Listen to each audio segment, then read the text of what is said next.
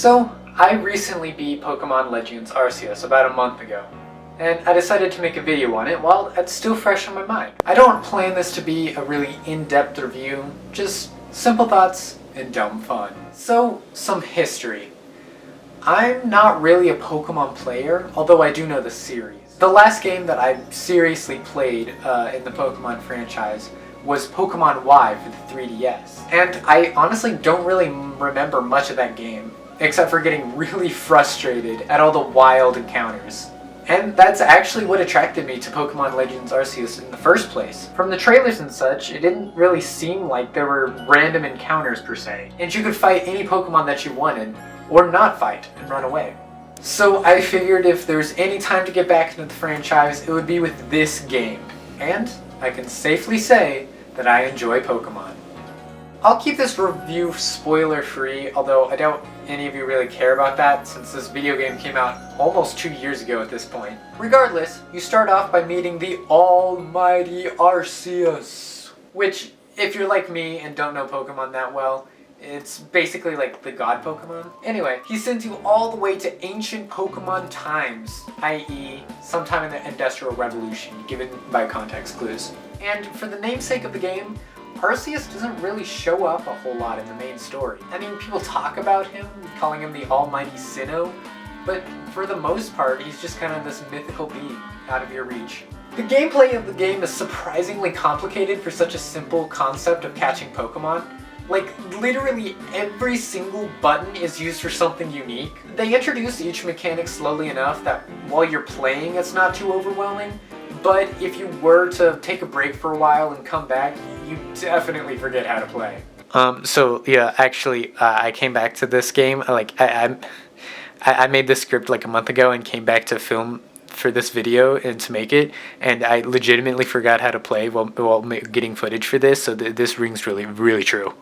But when you learn the mechanics, the game is a smooth experience. One of my favorite things about this game, as I mentioned before, is that you don't have to fight every Pokemon you come across. One of my biggest gripes with older Pokemon games was the amount of extra time spent fighting wild, random encounters, when all I wanted to do was progress with the main story of the game. But in this game, not only can you avoid every Pokemon, except for bosses, we'll get into that, but you don't even have to fight Pokemon to catch them. You can catch them as quickly as this.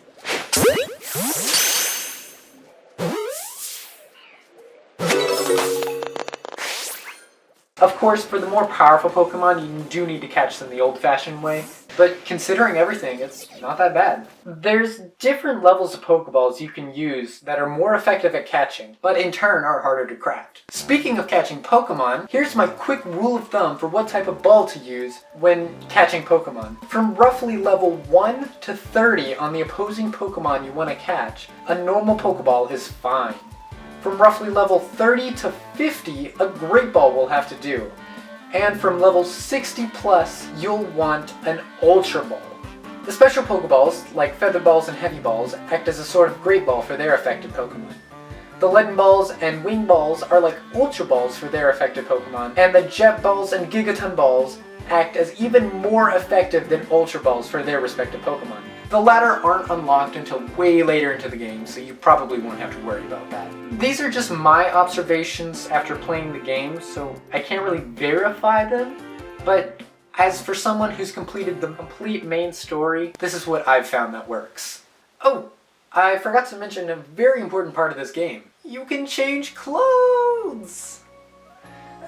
Just kidding. Crafting. I don't think any Pokemon game has had this mechanic, but now you can collect a bunch of materials spread across the world in order to create a variety of things, ranging from Pokeballs to potions to smoke bombs. Of course, most of these things you can just buy at the store, but why actually use the money you spent so long earning? That's dumb. Plus, it's more satisfying when you make it by yourself. So, I don't think I've actually explained the main goal of this game, so I'm gonna do that now. You gotta catch 'em all. Like, seriously, that's the actual goal. It's something I never really considered, but the idea of catching them all doesn't really make a whole lot of sense in the games. Why would you want to, aside from being a completionist? Well, in this game, there's an actual reason to catch all the Pokemon. Supposedly, you're helping create the first ever Pokédex, which is a compendium of all Pokemon information. And to be able to have information on all the Pokemon, you have to have all the different Pokemon. And I really appreciate how there's an actual in-universe reason for needing to catch them all. It's a small detail, but it makes me really enjoy the game.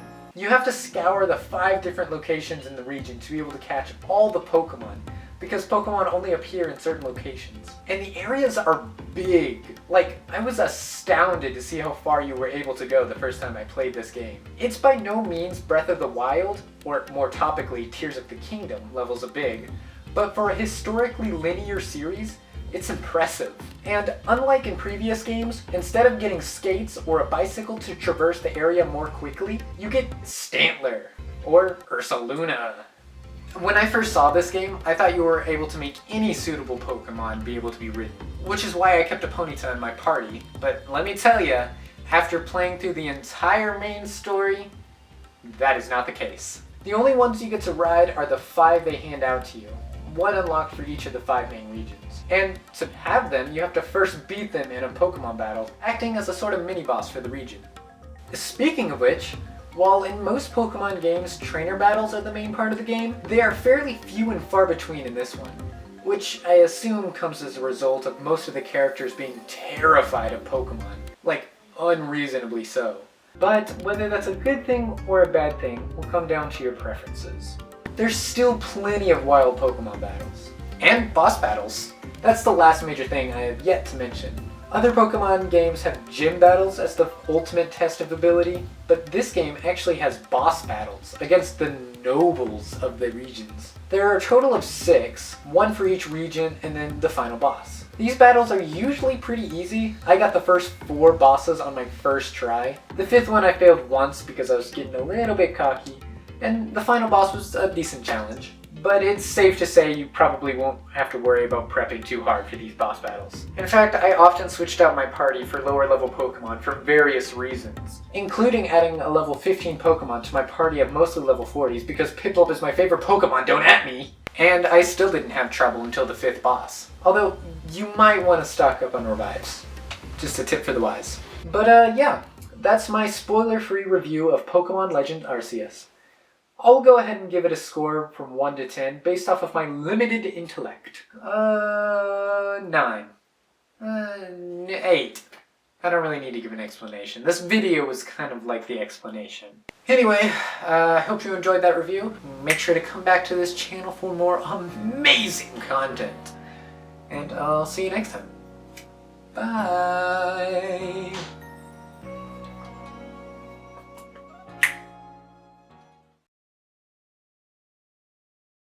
Oh, I didn't even get started on the Wisp side quest.